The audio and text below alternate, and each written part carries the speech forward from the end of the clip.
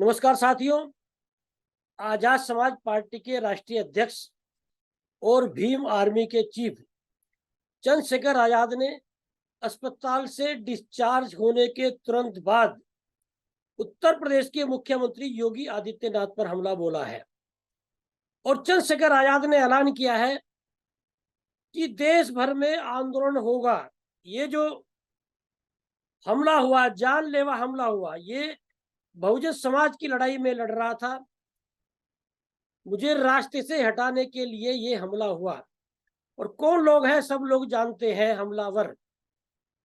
कानून व्यवस्था यदि नहीं संभल रही है योगी आदित्यनाथ से, तो इस्तीफा क्यों नहीं दे देते। ये एक बात मीडिया के सामने चंद्रशेखर आजाद ने बोली है और बोला है कि मुख्यमंत्री का इस मामले में चुप रहना अपराधियों को संरक्षण देना जताता है और सत्ता का संरक्षण है इन लोगों को, जो अपराधी हैं। सीधा सीधा जो है योगी आदित्यनाथ पर हमला चंद्रशेखर आजाद ने बोला है।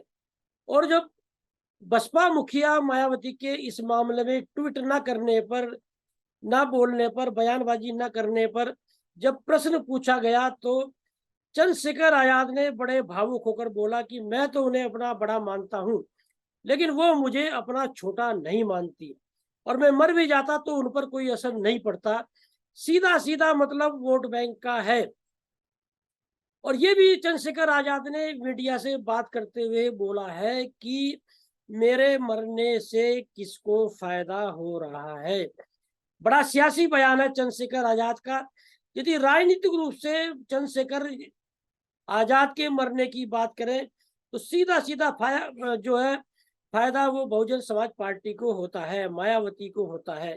और यदि बात वर्चस्व की करें तो चंद्रशेखर आजाद का जो वर्चस्व की लड़ाई वो राजपूत समाज से शुरू हुई और सहारनपुर में राजपूत समाज से टकराव की वजह से ही चंद्रशेखर आजाद उभर कर आए और चंद्रशेखर आजाद ने भीम आर्मी बनाई और उसके बाद में जब बड़ी लोकप्रियता हासिल कर ली तो आजाद समाज पार्टी बनाई।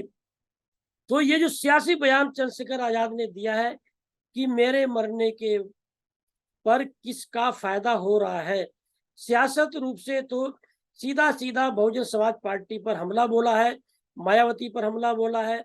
और यदि बात करें रंजिश की, बात करें वर्चस्व की, बात करें विवाद की, तो सीधा सीधा हमला जो है वो राजपूत समाज पर है। कुल मिलाकर चंद्रशेखर आजाद ने ऐलान कर दिया है कि ये हमला मुझ पर पहली बार नहीं हुआ है, कई बार पहले भी हमला हुआ है और मैंने एसएसपी से लेकर डीजीपी तक जो है सुरक्षा की बात करी, पिस्टल के लिए लाइसेंस की भी बात करी, लेकिन मुझे कोई सुरक्षा नहीं दी गई। और सीधा सीधा यदि पहले हमले पर कार्रवाई हो जाती तो ये हमला नहीं होता। और चंद्रशेखर आजाद ने बोला है कि मैं इतनी जल्दी मरने वाला नहीं हूँ। मैंने जो बहुजन समाज का जो है लड़ाई लड़ने का जो है संकल्प लिया है, मैं जो दबे कुचले पीड़ितों की लड़ाई लड़ रहा हूँ, उस लड़ाई को लड़े बिना इतनी जल्दी से नहीं मरूंगा। जिन लोगों ने गलतफहमी पाल रखी है वो समझ लें कि गलत बयानबाजी, गलत जगह पंगा उन लोगों ने ले लिया है। चंद्रशेखर आजाद ने सीधा ऐलान किया है और चंद्रशेखर आजाद के जो समर्थक हैं वो खुलकर जो है बोलने लगे हैं। जैसे चंद्रशेखर आजाद ने संयम रखने का एक आह्वान किया था, एक अपील की थी कि हम संविधान के दायरे में रहकर अपनी लड़ाई लड़ेंगे, लेकिन आज की तारीख में यदि उनके समर्थकों की बात करें तो समर्थक जो है खुलकर बोल रहे हैं कि जो भी लोग हैं हमलावर चंद्रशेखर पर जो हमला किया है मुंहतोड़ जवाब दिया जाएगा और कमजोर ना समझे। तो कुल मिलाकर ये है कि जो चंद्रशेखर आजाद के इस हमले के बाद उत्तर प्रदेश की जो सियासत है वो गर्मा गई है।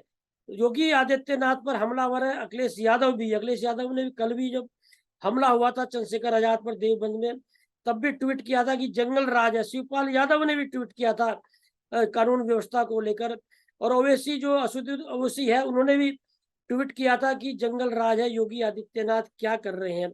और ये इस समय जो है आप देख लीजिए कि भले ही मायावती ने कोई ट्वीट ना किया हो, लेकिन बहुजन समाज पार्टी की जो अमरोहा के सांसद है दानिश अली, उन्होंने भी जो है चंद्रशेखर आजाद की लंबी आयु की कामना करते हुए इस घटना की निंदा की। तो कुल मिलाकर ये है कि एक बड़ा आंदोलन जो है उत्तर प्रदेश में चंद्रशेखर आजाद के इस मामले को देखने को मिलेगा। और इसमें कहीं से दो राय नहीं कि इस हमले के बाद में चंद्रशेखर आजाद को एक समाज की सहानुभूति मिल रही है, या ये कहा जा सकता है कि हालांकि ऐसे मामले में ऐसा नहीं बोलना चाहिए, लेकिन जहाँ सियासत की बात हो, समीकरण की बात हो, राजनीति की बात हो, तो चंद्रशेखर आजाद के इस हमले के बाद में चंद्रशेखर आजाद का कद बहुत बढ़ चुका है। चंद्रशेखर आजाद आने वाले समय में जैसे लोकसभा चुनाव आ रहे हैं, एक बड़े कद्दावर नेता के रूप में उभर कर आएंगे। और ये समझ लीजिए कि दलित और मुस्लिम के गठबंधन यदि ये एक जो है बन जाता है पश्चिम उत्तर प्रदेश में, या मुस्लिम दलित जो है मिलकर और दूसरे जो दबे कुचले लोग हैं चंद्रशेखर आजाद की अगुवाई में यदि उनके पीछे खड़े हो जाते हैं, तो उत्तर प्रदेश के जो समीकरण है, उत्तर प्रदेश की जो राजनीति है, वो पूरी तरह से बदल जाएगी। या ये कहे कि आने वाला समय जो है योगी आदित्यनाथ के लिए बड़ी चुनौती जो है वो पेश करने वाले हैं चंद्रशेखर आजाद। और चंद्रशेखर आजाद आप समझ लीजिए कि भले ही दलितों की लड़ाई लड़ रहे हो, भले ही पिछड़ों की लड़ाई लड़ रहे हो, लेकिन मायावती का जो आक्रामक रवैया था उससे भी कई गुना आक्रामक रवैया चंद्रशेखर आजाद का है। और शुरुआती दिनों में यदि आप मायावती की भाषा देखेंगे तो बड़ी रूडली भाषा होती थी, बड़ी कटी फटी भाषा होती थी, और एक ज्यादा इंप्रेशन में नहीं होता। लेकिन चंद्रशेखर आजाद जब मंच पर चढ़कर एक बयान देते हैं, भाषण देते हैं, एक आकर्षण उनके भाषण में होता है, एक सभ्य जो है शैली में ही वो ललकार देते हैं। हालांकि वो भी आक्रामक भाषण देते हैं, आक्रामक रूप से भाषा का इस्तेमाल करते हैं, लेकिन एक वकील होने के नाते उनकी भाषा में जो है वो जोड़ने की जो है लोगों को एक कला होती है, एक संविधान का एक दायरा होता है। चंद्रशेखर आजाद बीच बीच में संविधान की बात हर मंच पे करते हैं, लेकिन गत दिनों जिस तरह से उन्होंने जो पहलवानों का आंदोलन चला, ब्रजभूषण शरण सिंह पर यौन शोषण के आरोप लगाते हुए, दिल्ली जंतर मंतर पर भी उन्होंने ब्रजभूषण शरण सिंह को ललकारा था।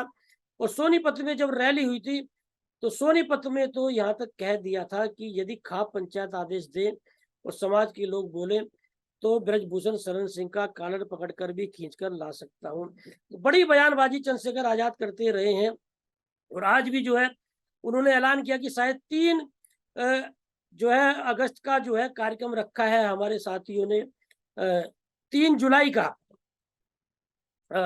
3 जुलाई का हमारा कार्यक्रम रखा है साथियों ने धरना प्रदर्शन का। कंफर्म नहीं बोला उन्हें, शायद करके बोला। तो 3 जुलाई को ये माने चलिए कि चंद्रशेखर आजाद के इस हमले के खिलाफ में एक बड़ा आंदोलन होगा। और ये जो इस समय आप ये भी मानकर चलिए कि चाहे अखिलेश यादव हो, जयंत चौधरी हो, और जो दूसरे नेता है विपक्ष के उत्तर प्रदेश के, वो जो है चंद्रशेखर के इस हमले को लेकर एक बड़ा माहौल बनाएंगे। यानी कि योगी आदित्यनाथ ने जो उत्तर प्रदेश में एक माहौल बना रखा था कि कानून व्यवस्था का हवाला देते हुए कि साहब अपराध मुक्त कर दिया है उत्तर प्रदेश को। और कानून व्यवस्था जो भारतीय जनता पार्टी के नेता, चाहे वो गृह मंत्री अमित शाह हो, चाहे पर्यटन मंत्री नितिन गडकरी हो, या प्रधानमंत्री नरेंद्र मोदी हो, कि ये उत्तर प्रदेश की कानून व्यवस्था को लेकर वो जो वाई बटोरते थे, एक बड़ा सवाल जो है योगी आदित्यनाथ की कानून व्यवस्था पर खड़ा हो गया है। जैसे भले ही अतीक अहमद और उनके भाई जो है अतीक अहमद और उसके भाई अशरफ, भले ही वो जो है गैंगस्टर हो, भले ही अपराधी हो, लेकिन यदि पुलिस की अभिरक्षा में हत्या होती है तो कानून व्यवस्था पर उंगली उठती है। जैसे लखनऊ में कोर्ट में ही जीवा को जो है उसकी हत्या कर दी गई, भले ही अपराधी प्रवृत्ति का था, लेकिन हत्या तो हुई। कानून व्यवस्था पर तो उंगली उठती है, योगी आदित्यनाथ की पुलिस पर तो उंगली उठेगी। और यदि एक राजनीतिक पार्टी का नेता, एक सामाजिक संगठन का कद्दावर नेता रहा चंद्रशेखर आजाद पर, यदि उसी के गृह जनपद में हमला होता है, जानलेवा हमला होता है, फायरिंग होती है, तो निश्चित रूप से कानून व्यवस्था पर उंगली उठती है।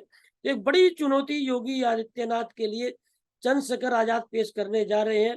अब इस चुनौती से योगी आदित्यनाथ कैसे निपटेंगे, कैसे अपनी कानून व्यवस्था का हवाला देते हुए एक विश्वसनीयता जो उन्होंने हासिल की थी उसे बरकरार रखेंगे, और कैसे योगी आदित्यनाथ चंद्रशेखर आजाद, अखिलेश यादव, शिवपाल यादव असदुद्दीन ओवैसी और दूसरे जो नेता हैं विपक्ष के, उनका जवाब देंगे।